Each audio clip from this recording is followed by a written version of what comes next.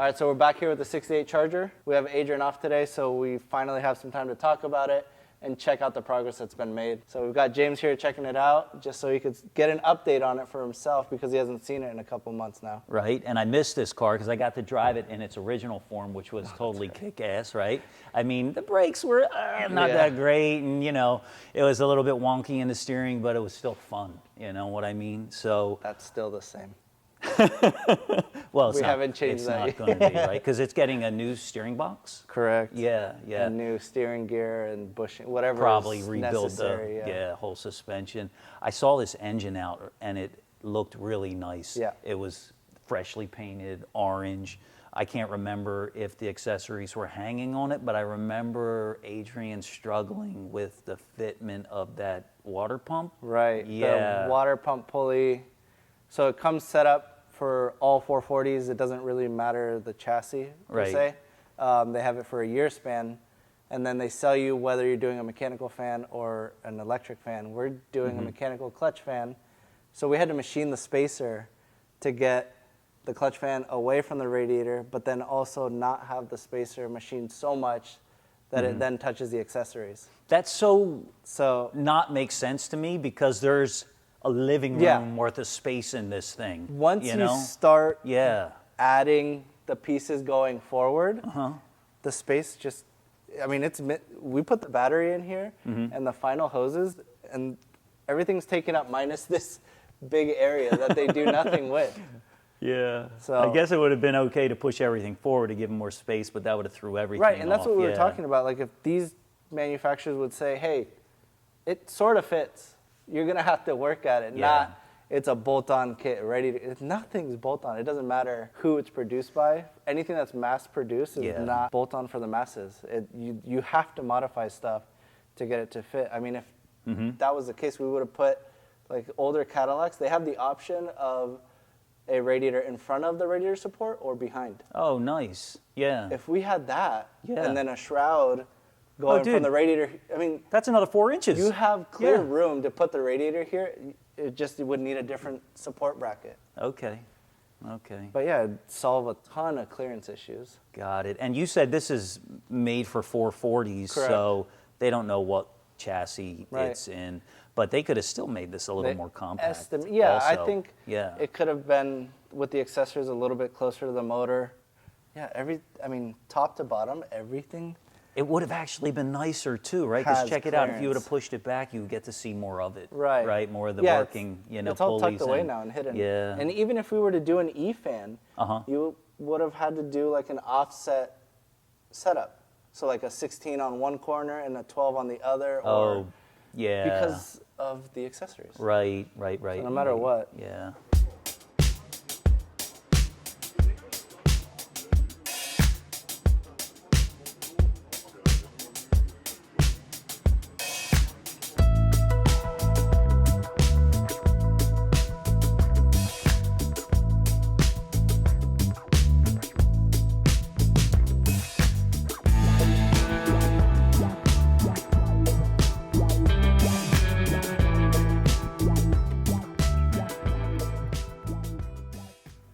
It's funny, that whole year span thing. I remember Adrian was fighting to get these headers to fit well, right?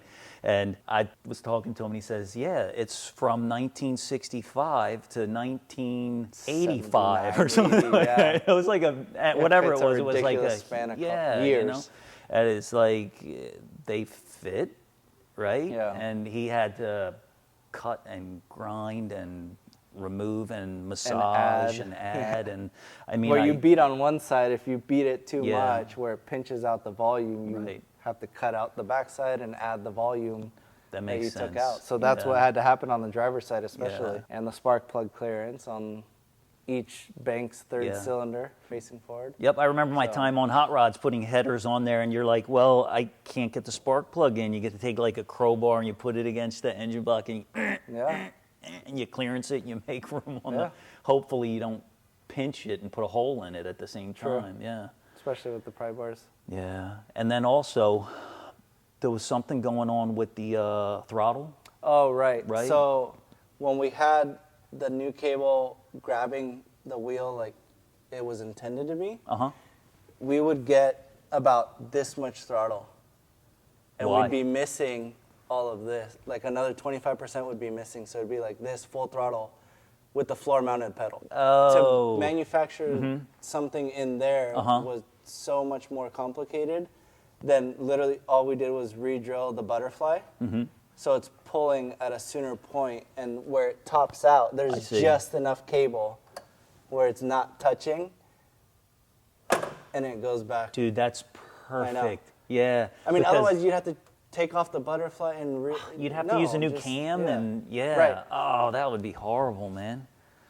So You would have to that's- like take one from a Honda or Yeah. something. Yeah. I mean, Edelbrock engineered this to every one of their systems to use the same throttle body, and I get it for production. Every one of their kits has got this flange with this throttle body, so Right. that's it. There's no Right. missing parts. There's replacements. There's everything. But that's the issue. Usually you could work on it, but an older classic floor mounted, I never ran into that before, where it's BMW style with On the floor. Yeah, on Yeah. the floor. I didn't even And know. there's no room. Yeah. There's not much to do on the bottom. So we had to figure it out over here. Yeah, I think you're limited, right, when you have a floor mount, because There's only so much motion. Yeah. You touch the floor. Yeah, that's Right now, it's as intended OEM, but opening this plate fully with that. And then if you add more range to it, it's just awkward on your foot at that point. We had a car like that. Yeah. That was throttled by wire. The pedal was too high. Yeah. So your right foot is floating the entire time. So your shins and quad Oh, that's terrible. is just like floating. You're in a flex position the whole time trying to drive, and it's Oh God. Yeah. Yeah. it doesn't work Not well. good.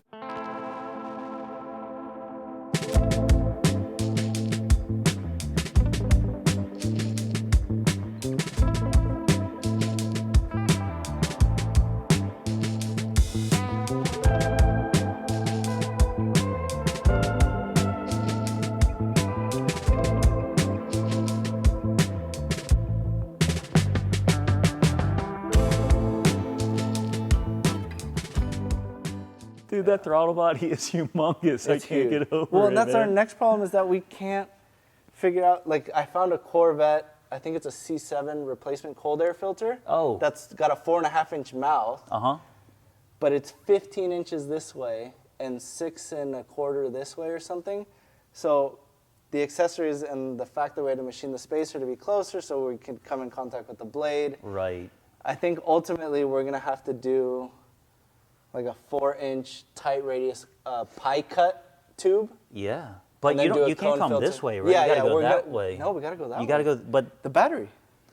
oh geez, so it's like. So we have to have a tight radius, but point it here. Oh my The goodness. cone has to fit here. Yeah. No, I mean the space is here. Yeah. But it's gonna be a little. Right. We'll make it pretty. It's got to Yeah. be like not a 90, but I don't know, like a 75-degree pie cut tube that fits there.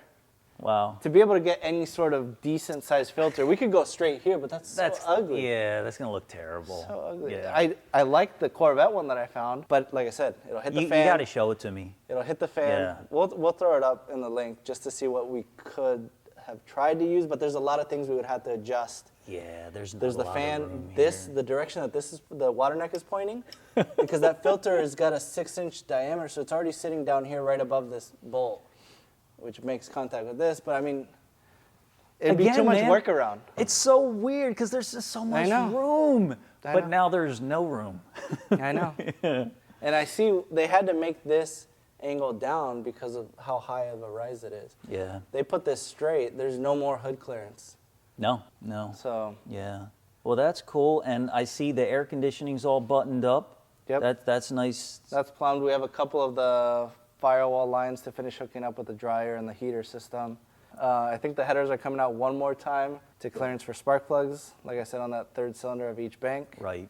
And then we got to do the first fire up. I think it's going to sound super crisp. I hope it's really responsive. So when you give it that throttle blip, it's throaty, it's mean, it's aggressive. Even if it doesn't put down a lot of power, we'll see. If it makes noise and it Yeah. spins the wheels and it's a fun It's car, going to do all the right things. right? And yeah. it's a manual now. Yeah. So that's, for me, that's the best part is that 6-speed manual. Right. Right. So. It was fun with Oh, the this, auto, dude. yeah, I'm okay with Yeah. it being, like, even if we would have done like the Pro 4 flow that looks like a carburetor. Right. You know, Yeah, it would yeah, still be good, right. but this is just more appealing to the eye, I think. And you know what? Now I see where you're going with seeing that dyno chart and doing a comparison, and this being direct port, right? Right. Yeah. The other So one was carbureted, and Yeah, then it still yeah. has to funnel through. we should be able to find something online. Yeah, I'm sure. Satisfy the nerds in us. Yeah, the dyno nerds. Yeah. We're numbers people. So. Yeah.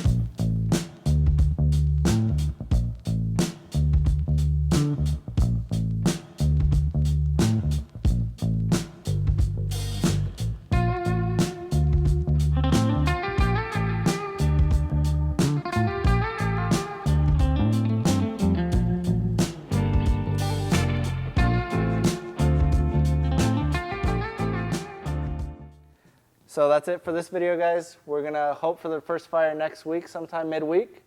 And keep an eye out for that. Like, comment, subscribe. Let us know what you think and what you think it's going to make on the dyno. We're not 100% sure. I think mid 200s wheel horsepower. I know the torque is going to be off the chart. I'm guessing probably 360 foot-pounds of torque. Holy cow. I'm not used to that kind of number ratio. But there's no cam. It's a stock 440 with the EFI system and pump gas. So we'll see what it makes on the dyno. Well, that torque is going to still make you giggle. Crazy, yeah. So it'll be good. We'll catch you guys on the next one.